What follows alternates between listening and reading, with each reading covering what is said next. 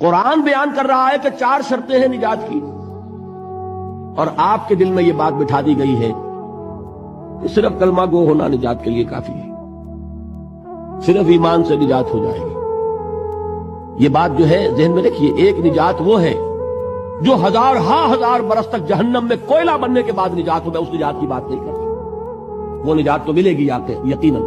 جس شخص کے دل میں رائی کے دانے کے برابر بھی ایمان ہوگا، وہ اپنے اعمال کی، اپنے کرتوتوں کی سزا بھگت کر بالآخر جنت کے اندر داخل کیا جائے گا، جہنم سے نکالا جائے گا، اور نکالا جائے گا تو اس وقت حال کیا ہوگا؟ جیسے جلا ہوا کوئلہ، اس کے سوا کچھ نہیں۔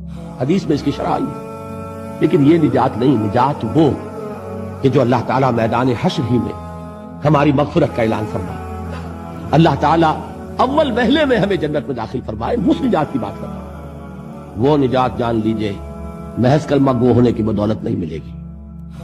اس نجات کے لیے شرط اول ایمان، شرط دوم عمل صالح، شرط ثالث تواصی بالحق، اور چوتھی شرط تواصی بالصبر۔ یہ قرآن کا بیان ہے۔